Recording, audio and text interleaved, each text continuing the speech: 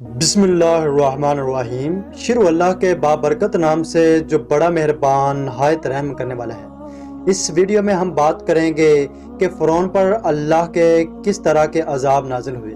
دوستو، فرعون کو میخوں والا کہا گیا ہے کیونکہ اس کا لشکر اتنا بڑا تھا کہ جب وہ کہیں سفر پر جاتا تو لشکر کے لیے جو خیمے گاڑے جاتے تھے، خیموں کو باندھنے کے لیے جو رسیاں ہوتی، ان رسیوں کو باندھنے کے لیے جو میخیں لگائی جاتی یعنی کلیاں لگائی جاتی، وہ اتنی زیادہ ہوتی کہ کئی اونٹوں پر میخیں لادی جاتی، اور جو کوئی اس کے حکم سے رخ پھیرتا اور اس کی کہی ہوئی بات نہ مانتا تو فرعون اس کو زمین پر بچھا کر اس کے پاؤں اور ہاتھوں میں میخیں ٹھونک دیتا، وہ تڑپ تڑپ کر مر جاتا۔ دوستو، فرعون بہت ظالم انسان تھا۔ اس کے حکم سے کوئی سر نہیں پھیر سکتا تھا، جس کا حکم یوں چلتا تھا کہ کسی کو انکار کی مجال نہیں ہوتی۔ اللہ تعالیٰ فرماتا ہے، اے لوگو ذرا دیکھو وہ میخوں والا فرعون کدھر گیا، جس کے پاس فوجیں تھیں، لشکر تھے اور طاقت تھی۔ فرعون کا حکم نہ ماننے والوں کو وہ عبرت کا نشان بنا دیتا تھا، لیکن آخر کار وہ خود نشان عبرت بن گیا۔ جن قوموں نے اللہ تعالیٰ کی طرف سے بھیجے گئے نبیوں کی نافرمانی کی، اللہ تعالیٰ نے ان قوموں پر اپنا دردناک عذاب نازل فرمایا اور ان قوموں کی ہستیاں مٹا کر انہیں عبرت کا نشان بنا دیا۔ لیکن حضرت موسیٰ علیہ السلام کے زمانے کے فرعونوں پر اللہ تعالیٰ نے جو دردناک عذاب نازل فرمائے، وہ عذاب اپنی ترتیب کے مطابق ہولناک ہوا کرتے تھے۔ بتایا جاتا ہے کہ اللہ تبارک و تعالیٰ نے فرعون اور اس کی قوم پر 5 دردناک عذاب نازل فرمائے۔ ہر عذاب 1 ماہ بعد آتا اور 7 دن تک فرعونی اس عذاب میں مبتلا رہتے۔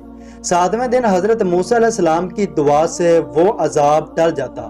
پھر 30 دن گزرنے کے بعد دوسرا عذاب نازل ہو جاتا، جب موسیٰ علیہ السلام کے عصا مبارک نے اژدہا بن کر جادوگروں کے سانپوں کو کھا لیا تو اس وقت جادوگروں نے حضرت موسیٰ علیہ السلام کو سجدہ کر لیا اور آپ علیہ السلام پر ایمان لے آئے، مگر فرعون اور اس کے ساتھیوں نے اسلام قبول نہ کیا، بلکہ حضرت موسیٰ علیہ السلام اور ان پر ایمان لانے والوں پر مصر کے زمین کو تنگ کر دیا، اور ان مسلمانوں کو فرعون طرح طرح کی اذیتیں پہنچایا کرتا تھا۔ حضرت موسیٰ علیہ السلام نے بنی اسرائیل پر فرعون کا ظلم و ستم دیکھ کر اللہ تبارک و تعالیٰ کی بارگاہ میں دعا کی، اے میرے رب، فرعون زمین میں گستاخ ہو گیا ہے اور بنی اسرائیل پر بہت ظلم کرتا ہے، لہذا انہیں ایسے عذاب دے کہ میری قوم اور بعد والوں کے لیے بھی عبرت ہو۔ اس طرح فرعون اور اس کی قوم پر پہلا عذاب طوفان کا تھا، اور اس طوفان کے اندر ایک ایسا بادل آیا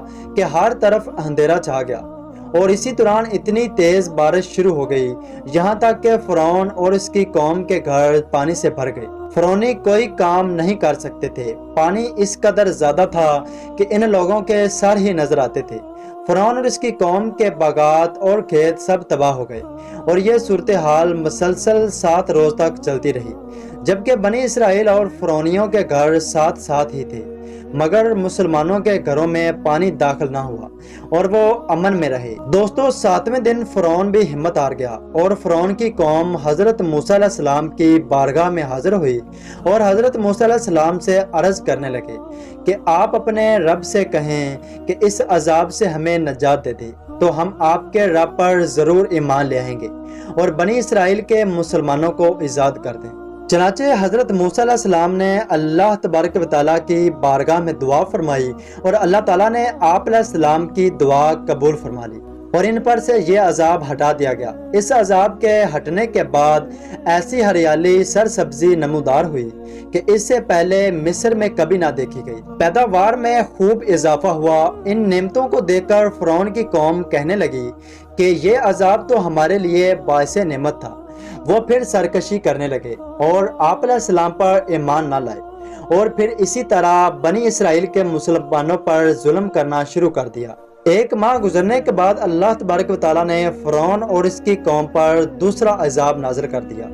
یہ عذاب ٹڈیوں کا تھا، ہر طرف ٹڈیاں ہی ٹڈیاں ہو گئیں۔ ان ٹڈیوں نے فرعونیوں کے باغات کھا کھا کر تباہ کر دیے اور ان کے گھروں تک پہنچ پڑی، اور مسلمانوں کے باغات کھیت عذاب سے محفوظ رہے۔ اللہ تبارک و تعالیٰ کا یہ دردناک عذاب دیکھ کر فرعونی پھر حضرت موسیٰ علیہ السلام کے پاس گئے اور کہنے لگے کہ آپ اللہ تعالیٰ کے اس خوفناک عذاب سے ہماری جان چھڑوا دیں تو ہم سب آپ پر ایمان لے آئیں گے اور تمام مسلمان قیدیوں کو آزاد کر دیں گے۔ ان کی قوم کی فریاد سننے کے بعد حضرت موسیٰ علیہ السلام نے اللہ تبارک و تعالیٰ کی بارگاہ میں دعا کی تو اللہ تعالیٰ نے 7ویں دن یہ عذاب ختم فرما دیا۔ جب ان سے عذاب ہٹ گیا تو فرعونی پھر سرکش ہو گئے اور اپنے کیے ہوئے وعدے کے خلاف ہو گئے۔ پھر 1 ماہ گزرنے کے بعد اس کے بعد اللہ تبارک و تعالیٰ نے ان پر تیسرا دردناک عذاب نازل فرمایا۔ اللہ تعالیٰ کی طرف سے آنے والا یہ عذاب پہلے کی نسبت سے زیادہ دردناک ہوتا تھا۔ اس طرح اللہ تبارک و تعالیٰ نے ان سرکش فرعون پر کمل کا عذاب بھیجا۔ یہ کمل ایک چھوٹا سا کیڑے کی شکل جیسا تھا جو اللہ تبارک و تعالیٰ کے حکم سے تیار فصلوں کو کھا جاتا، یہاں تک کہ فرعونیوں کے کپڑے اور چمڑے تک کو کھا جاتا۔ یہ کمل کیڑا اتنا خطرناک تھا کہ فرعونیوں کے سر کے بال اور داڑھیوں تک کو بھی کھا گیا۔ اللہ تبارک و تعالیٰ کی طرف سے آیا ہوا یہ کیڑا فرعونیوں کے کھانوں میں داخل ہو جاتا، اسی وجہ سے نہ وہ فرعون کچھ کھا سکتے تھے اور نہ ہی کچھ پی سکتے تھے۔ یہ کیڑا فرعونیوں کے منہ سے داخل ہوتا اور پخانے کے راستے سے باہر نکلتا۔